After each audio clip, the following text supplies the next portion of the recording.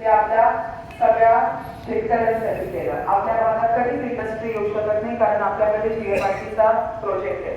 त्यामुळे काहीही झालं तरी आपली जी रोजीरोटी असणार आहे ती शेतीवरच अवलंबून असणार आहे.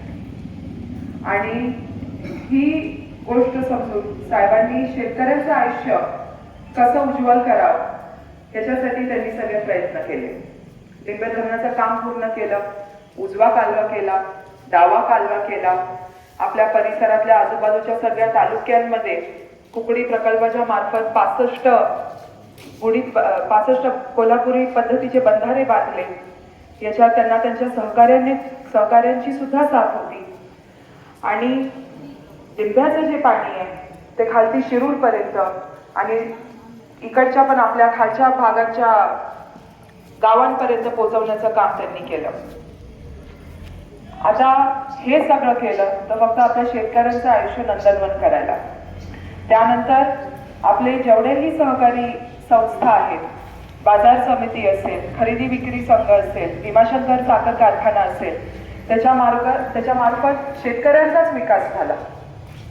पहिल्या वर्षी जेव्हा भीमाशंकर सहकारी साखर कारखान्यात गाळप झालं तेव्हा 40,000 मेट्रिक टन ऊस फक्त गाळलं गेलं. आता मागच्या वर्षी 10 लाख मेट्रिक टन ऊस गाळप केलं.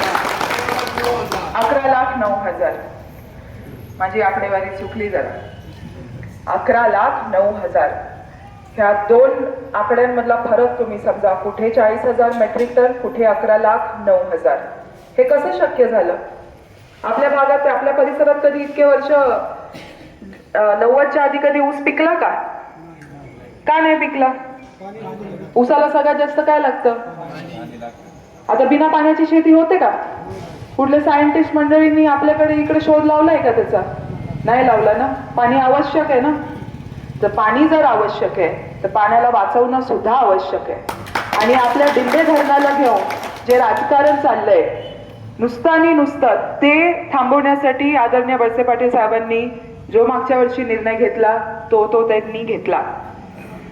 हे जे राजकारण आहे हे गेल्या 3-4 वर्षांपासून चाललं होतं. हे काय एका रात्रीतनं निर्माण झालं नाही. पण वरिष्ठ पातळीवरच्या गोष्टी सगळ्यांमध्ये बोलायच्या नसतात. झाकली मूठ 1.25 लाखाची. आणि लोकांमध्ये भय आणि भीतीचं वातावरण निर्माण होऊ द्यायचं नसतं. म्हणून आदरणीय साहेबांनी ते खालपर्यंत कधी पोचू दिलं नाही. पण वरिष्ठ पातळीवरती सगळ्यांना माहीत होतं. कारण या ज्या पाण्याशी संदर्भात मिटिंगा व्हायच्या ह्या काही कुठल्या बंद खोलीत नाही व्हायच्या, ह्या मंत्रालयामध्ये व्हायच्या. तिकडे सगळ्याच डिपार्टमेंटचे अधिकारी असायचे, मंत्री असायचे, त्या भागाचे लोकप्रतिनिधी असायचे. तर वरिष्ठ पातळीवरती डिंबे माणिकडो बोगदा हा विषय सगळ्यांना सविस्तर माहीत होता. आमचे पत्रकार बंधू जे इथे उपस्थित आहेत त्यांना बऱ्यापैकी माहीत होता. आणि तुम्ही सगळे जे काही ज्येष्ठ मंडळी आहे त्यांना सुद्धा याच्याबद्दल काहीतरी चुलबुल चालू आहे हे सुरुवातीपासून माहीत होतं. तर हे काय एका दिवसात निर्माण झालेला विषय आहे नाही. आदरणीय साहेबांनी 3 वर्ष या बोगद्याचा विरोध केला.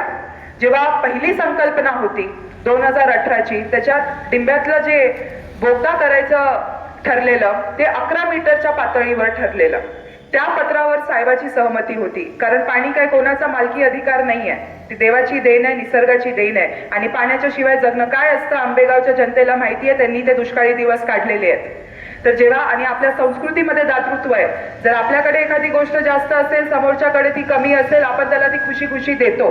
त्याला माणुसकी म्हणतात. आणि जेव्हा ही संकल्पना 2020 साली बदलण्यात आली, 11 मीटरचा बोगदा 1 मीटरच्या पातळीवर घेण्यात आला, तेव्हा आदरणीय साहेबांनी याचा कठोर शब्दांमध्ये निषेध केला, विरोध केला.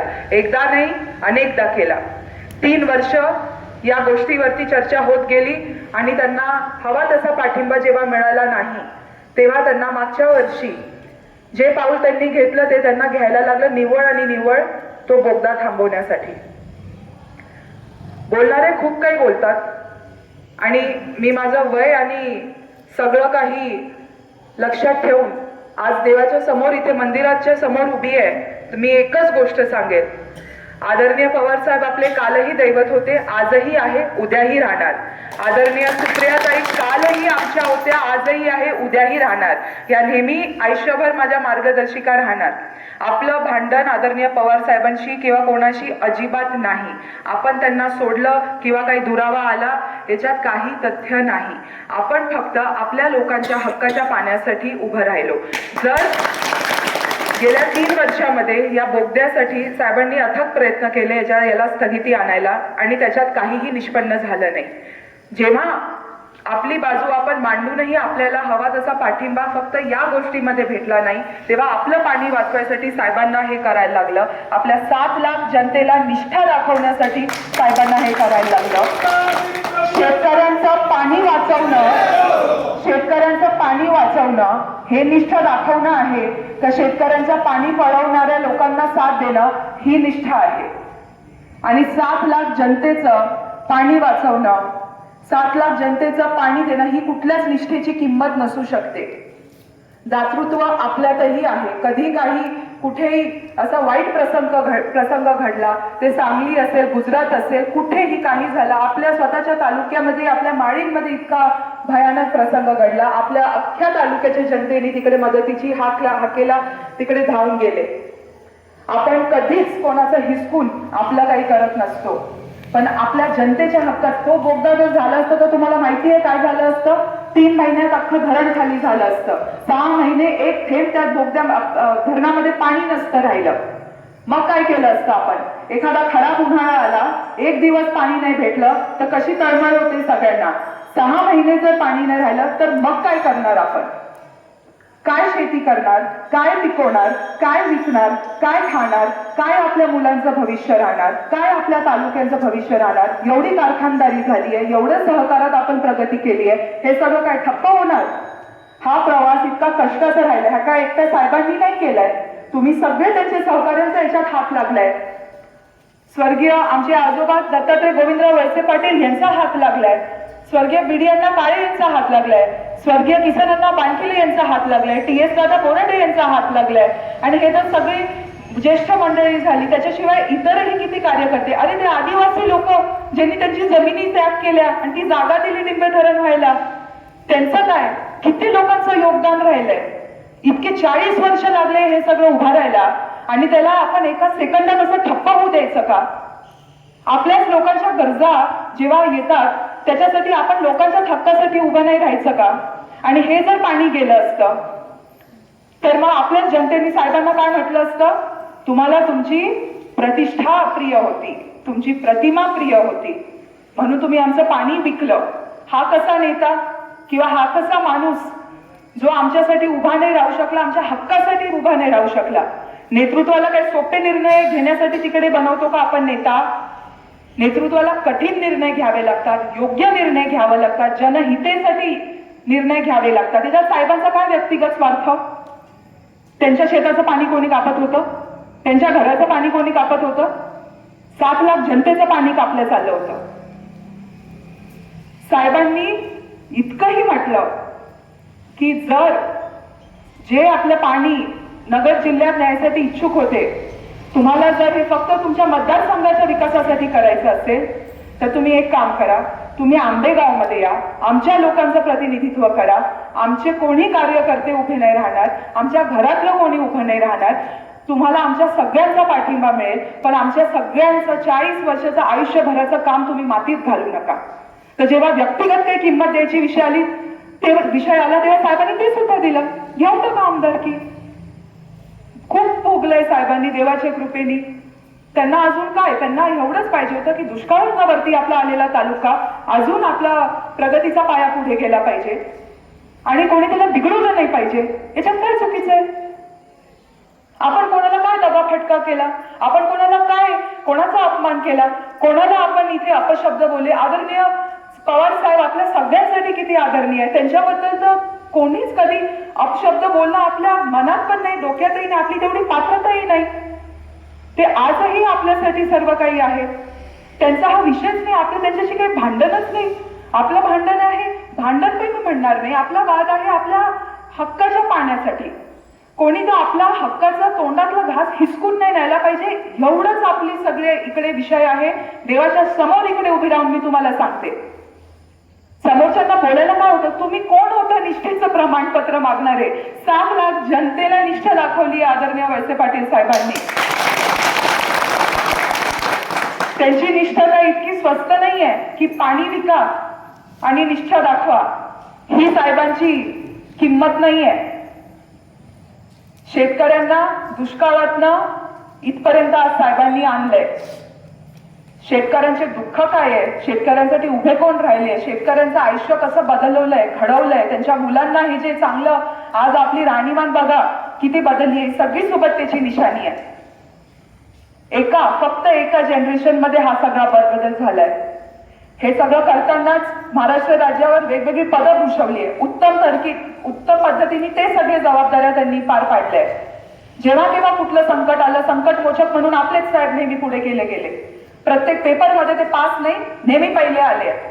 कठीण परिस्थिती त्यांनी इतक्या सुरळीत पद्धतीने सांभाळल्या आहे. आणि हे सगळं करताना एक सुसंस्कृत राजकारण आपल्या तालुक्यामध्ये केलेलं आहे.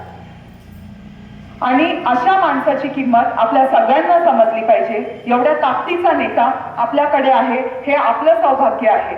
तुम्हाला माहिती आहे, हे जे 65 बंधारे आहेत, ह्याला शासकीय मान्यता नाही आहे पावसानंतर तिकडे खालती पाणी सोडायची. तरी इतके वर्ष ते त्यातनं पाणी खाली कसं जातं बरं? त्या उंचीचा, त्या ताकदीचा, तेवढ्या वजनाचा नेता आहे का आपल्यापाशी अजून कोणी जो असं काही करू शकेल? आता जी गोष्ट तुटली नाही त्याला दुरुस्त कशाला करायची? आणि जर समोरचे जे कोणी विरोधक असतील ते त्यांच्या जर उंचीला जर मॅच करत नसेल तर आपण आदरणीय साहेबांसोडून अजून दुसऱ्याकडे कसं बघायचं? एवढाच प्रश्न मी तुम्हाला सगळ्यांना विचारते. येत्या 20 नोव्हेंबरला एकतर आपल्याला आदरणीय वळसे पाटील साहेबांना मतदान करायचंय, नाहीतर बिना पाण्याची शेती कशी करायची आहे ते सगळ्यांना शिकायला लागेल. कारण आपलं पाणी जर आपल्याला सुरक्षित ठेवायचं असेल, आपलं भविष्य जर आपल्याला सुरक्षित ठेवायचं असेल तर आपल्याला अजून कोणताही दुसरा पर्याय नाही. हे तुम्हाला आवडो ना आवडो, हे कटू सत्य आणि ही खरी परिस्थिती आहे. मला अतिशय आनंद वाटतोय आज इकडे देवासमोर उभं राहून मला तुम्हाला हे सगळं सांगता येत आहे. बरेच दिवस आपण गप्पा बसून होतो, छोटा तोंड मोठा घास असा प्रकार होता. आपण शेवटी वयानी लहान आहे, पदानी लहान आहे, प्रत्येक गोष्टीनी लहान आहे. पण एक वेळ येतो आणि एक मुलगी म्हणून तर खरंच वेळ येते जेव्हा कोणी आपल्या वडिलांबद्दल किंवा कुठल्याही व्यक्तीबद्दल काहीही जर चुकीचा प्रचार करत असेल तर कोणालाच शांत बसता येत नाही. आपण पण स्वाभिमानी लोक आहोत, स्वाभिमानाने जगायचं. कोणी काही अपप्रचार करत असेल तर त्याला उत्तर द्यायला आपण सगळे इकडे सक्षम आहोत.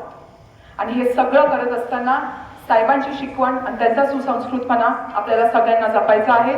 तर मी सगळ्यांना एकदा विनंती करेन, येत्या 20 नोव्हेंबरला आपल्याला सगळ्यांना घड्याळाच्या समोरचं बटन दाबून आदरणीय वळसे पाटील साहेबांना भरघोस मतांनी विजयी करायचं आहे. आणि आपल्या हक्काचं पाणी, आपल्या डिंबे धरणाचं पाणी, आपल्या आंबेगाव तालुक्याची आणबाण शान आहे जे आपलं डिंबे धरण, त्याला सुरक्षित ठेवायचं आहे. हे जर आपण केलं नाही, आपण सगळे रस्त्यावर येऊ. मी हे फार जबाबदारीने हे बोलते आणि तुमच्या सगळ्यांची साथ याच्यात मोलाची असणार आहे. सगळ्यांनी गांभीर्याने या विषयावर विचार करावा आणि योग्य तो निर्णय करावा. धन्यवाद.